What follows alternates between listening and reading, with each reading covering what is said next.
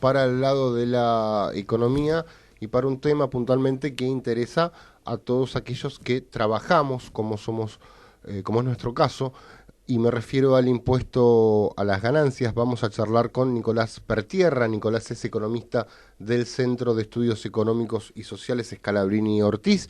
Nicolás, muy buenos mediodías. Julián de Sasouza te saluda. ¿Cómo estás? ¿Qué tal? ¿Cómo está? Muy buenos días. Gracias por comunicarse. No, gracias a vos por atendernos. Bueno, eh, lo primero que quiero apuntar que es un acto de justicia, ¿no? El tema este de la modificación en el mínimo imponible al impuesto a las ganancias. Eh, y por otro lado, ¿en qué medida, y eso sí ya es una consulta, esto ayuda al general de la economía? Sí, a ver, yo lo entiendo más que nada como una cuestión de cara también a las negociaciones paritarias que se vienen, Ujú. como una forma de incrementar los salarios, pero en lugar de que lo financie el sector privado, el sector patronal, el sector empresario, que lo financie el Estado, ¿no? Estamos hablando de eso en definitiva porque son incrementos que van a ir al bolsillo de más de 1 millón de personas prácticamente, y que ese incremento en el poder adquisitivo no va a estar basado en un incremento de paritarias o renegociaciones salariales, sino en una modificación de los impuestos. Ujú. Que me parece todavía falta como para una discusión más de fondo sobre el rol que el impuesto a las ganancias o el impuesto a los ingresos, que para mí por ahí es un nombre más acorde a lo que es y a lo que debería ser, digamos, un impuesto a los ingresos en definitiva.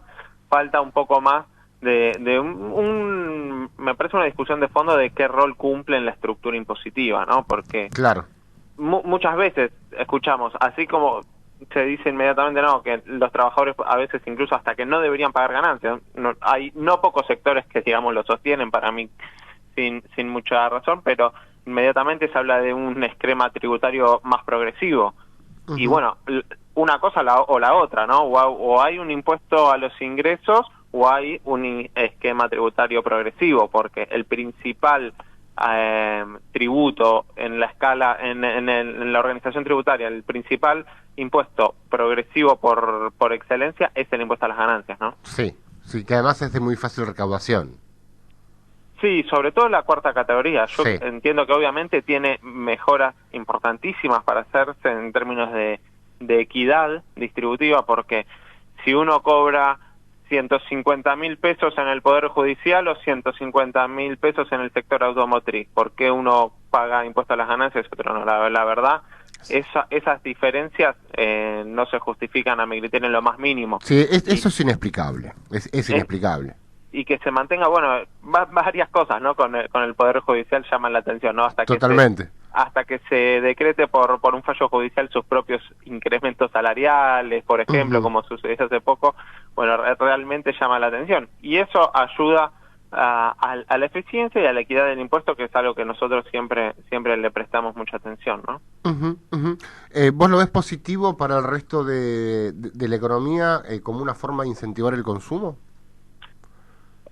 Sí, siempre se dice, obviamente, cuando nosotros analizamos cuál es el impacto de una mejora en los ingresos, por ponerlo con un número concreto, 1.000 pesos que van a un decil de altos ingresos o a un sector de muy bajos ingresos. Bueno, siempre se dice que el impacto en el consumo es mucho más importante cuando va a la base de la pirámide social, porque básicamente son sectores con consumos postergados y demás, pero bueno, me parece que no va a tener el mismo efecto que si fuese la base de la pirámide, pero sí va a tener obviamente un efecto importante, porque como decía, ¿no? En el proyecto, que son más de 40.000 millones de pesos los que van a estar retornando al consumo, en parte por ahí al ahorro también. Esto también hay que verlo, digamos, con ese efecto también, ver qué impacto tiene sobre la presión del dólar, porque son sectores también que mal tienen capacidad de ahorro, y ahí hay que estar monitoreando también y prestándole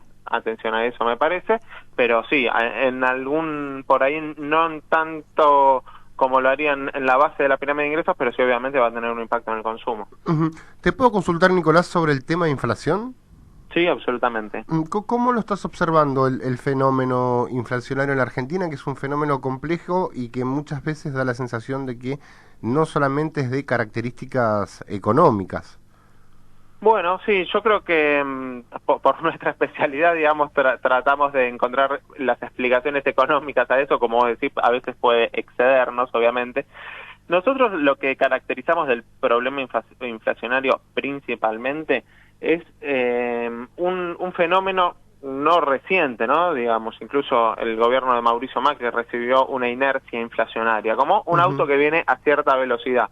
Nosotros ubicábamos en 2015, por ejemplo, esa inercia en torno al 20-25%, como algo ya proyectado para el periodo siguiente, que uno automáticamente, hoy difícilmente alguien piense que en un año los precios vayan a ser el 5 o 10% de los que son hoy. Uno tiene más ya en mente el 30%, ¿no?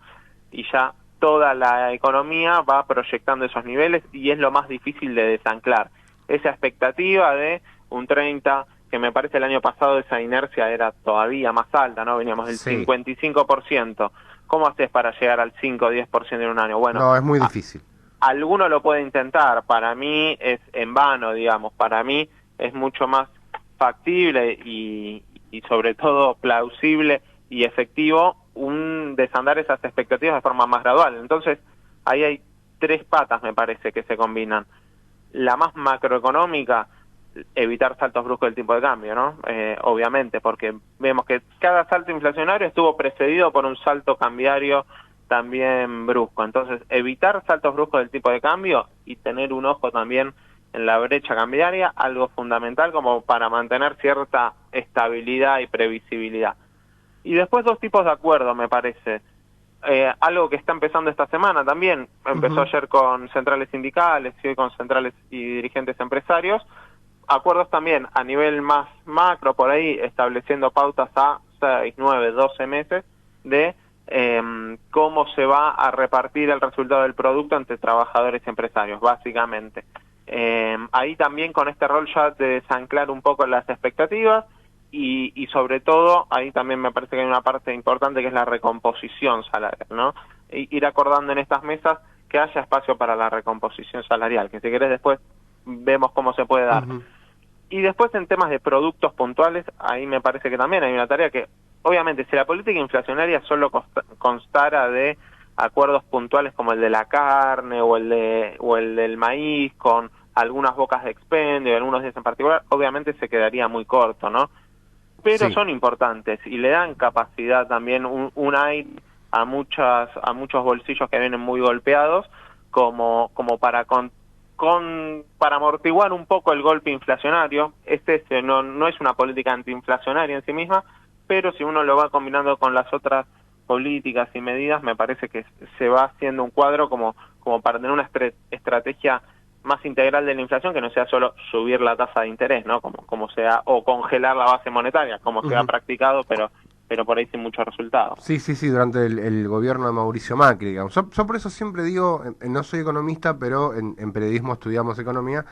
Es media rara la Argentina, porque cuando estudio economía, teoría monetaria, muchos economistas dicen, bueno, con esto que hizo el Banco Nación, subió la tasa de interés, no se emite más un peso, la inflación baja. Y sin embargo no ocurre. Y no, porque ahí el tipo de cambio me parece que entra como una variable explicativa primordial, ¿no? De los saltos inflacionarios. Nosotros también, por ir poniendo un poco más técnico y académico, hablamos de la jerarquía de monedas, ¿no? Cómo por ahí tenemos que recurrir a otras explicaciones, por ahí conceptos más políticos de relaciones de poder, pero obviamente que en el escenario internacional la moneda argentina y también la de muchos países emergentes tiene una posición jerárquica inferior. ¿Qué quiere decir esto? La política monetaria funciona muy distinto a cómo funciona la política monetaria de Estados Unidos, Ujú. cómo puede funcionar, ni hablarle de Estados Unidos o países europeos, ¿no? Pero también de países desarrollados, y en eso me parece que está incluso por ahí un escalón por debajo en esa jerarquía de monedas que la de Brasil u otros países que pueden tener otro tipo de políticas monetarias sin la consecuencia cambiaria que tiene la Argentina. Bien, Nicolás, te hago una última pregunta referida puntualmente a lo que mencionabas hace unos instantes, nada más que es el acuerdo de precios y salarios. La CGT, en la voz de su secretario adjunto, Andrés Rodríguez, planteó que el salario tiene que estar 3-4 puntos por encima de la inflación. ¿Eso vos lo ves posible? Sí, me parece que es factible, sobre todo porque también va a ser un año de recuperación de la actividad, porque muchas veces lo que se suele plantear es, miren, si nosotros aumentamos un 4% en términos reales, digamos, ¿no? O sea, sacando los efectos de la inflación, si nosotros aumentamos 4% los salarios, nos aumentan un 4% los costos laborales, es lo que suele esgrimirse el sector, y como que en eso le generaría una pérdida de rentabilidad que, digamos, no hay mucho margen. Ahora, ¿cuál es el escenario para el año que viene? Que también la actividad va a crecer entre 4 y 5%. Entonces, muchas de estas empresas no van a tener que salir a contratar más gente, por lo menos, porque hay mucha capacidad ociosa y demás. Lo más probable es que con el mismo personal se produzca y se venda un 4 o 5% más. Incluso por ahí algunos sectores un poco más todavía. Sí. Entonces, ese incremento salarial puede estar basado en ese mayor nivel de actividad y no necesariamente en reducir el excedente, el margen de ganancia, digamos, ¿no? Por eso me parece que es algo factible para este 2021 y siempre es más fácil los incrementos de salario cuando crece la actividad y eso es lo que genera el escenario como para que se pueda dar un incremento del salario del poder adquisitivo por encima de la inflación sin que eso sea necesariamente una reducción del margen de ganancia, ¿no? Perfecto, Nicolás, te agradecemos mucho la colaboración. Por favor, a ustedes, muy buenas tardes. Un gran abrazo, hasta pronto. Hablábamos con Nicolás Pertierra, economista del Centro de Estudios Económicos y Sociales Scalabrini Ortiz, 12 horas 45 minutos.